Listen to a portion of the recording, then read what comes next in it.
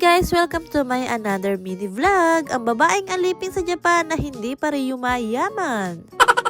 Hindi na nga rin ako nakapag-video kanina sa bahay dahil late na nga kami nagising at nag-aapura na nga kami ni anak. Mga alas 8 na nga rin to na umaga at nandito na nga rin kami sa school ni anak para naman ihatid ko siya. Inakit nga lang din namin yung mga gamit ni anak sa taas at pagkatapos bumaba na rin kami. Hindi na nga rin ako gano'n nagtagal sa school ni anak at dumiretso na nga rin ako sa trabaho. At fast forward na nga guys, nakatapos na ako sa trabaho at pauwi naman na ako. Hindi na nga rin ako gano'n nakapag-video kanina papasok sa trabaho dahil wala na nga rin akong oras at nagmamadali na din ako. Mga alas 5 na nga rin to ng hapon at bago nga ako bumuwi, nakadaan pa nga rin ako sa flower shop. Bibili nga talaga sana ako ng bulaklak kaya lang hindi ako pinansin ng tindera. Maganda pa naman sana yung bibiling kong bulaklak at nagustuhan ko nga to at bibiling ko nga talaga dapat. Kaya lang dahil hindi nga ako pinansin ng tindera, Diyos mio, nagtampo na ako kaya lumayas na lang ako.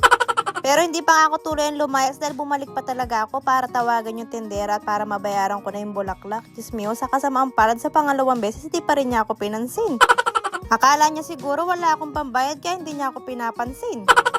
O dahil hindi ako nakabili ng bulaklak kaya sa Daiso na lang ako magpapabudol. Diyos me, ito na naman tayo kay Daiso. O diba, yung pili na hindi naman ako nakabili ng bulaklak pero sa flower base ako nagpunta. At dahil wala nga ako nagustuhan flower base, kaya dito na rin ako dumiretso sa may kortina.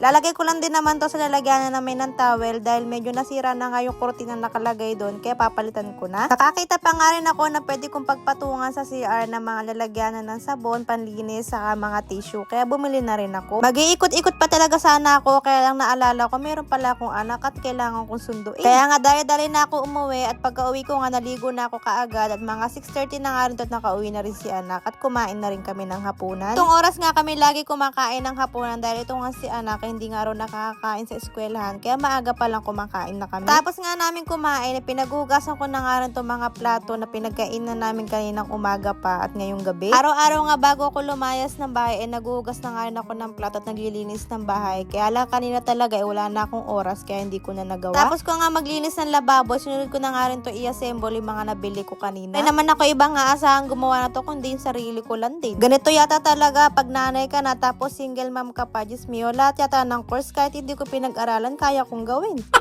Dalawang ganito na nga rin yung binili ko dahil ilalagay ko nga rin to sa labas, lalagyan naman ng sabon na panlaban namin ni anak. Tapos ko nga i-assemble, nasikaso ko na nga rin to, pinaglalagay ko na nga rin yung mga sabon namin dito sa CR saka itong mga tissue. Ang tagal ko na nga rin naghahanap ng ganito, tumitingin pa nga ako sa online kaya lang medyo mahal kaya hindi na ako bumili at tama-tama lang talaga na nakabili ako sa Daiso dahil mas mura doon. 100 yen ko nga lang din to nabili at tama-tama nga lang din sa may toilet namin dahil kasyang-kasya siya. O diba, napakalinis ang tignan ng CR namin at naglagay na nga rin ako na isang bulaklak. Pagkatapos nga sinunod ko naman din itong asikasuhin itong nalagyanan ng sabon namin dito sa labas. Dito ko na nga rin lahat nilagay yung stock ng sabon namin para pag maglalaba ako makikita ko kung meron pa kami stock. At pagkatapos naglinis na rin ako ng bahay. Linis na nga rin ako ngayong gabi para bukas naman na umaga hindi na gano'ng makalat tong bahay namin para masarap namang gumising pag umagang malinis ang bahay. Hanggang dito na nga lang guys ang aming mini vlog. Maraming salamat!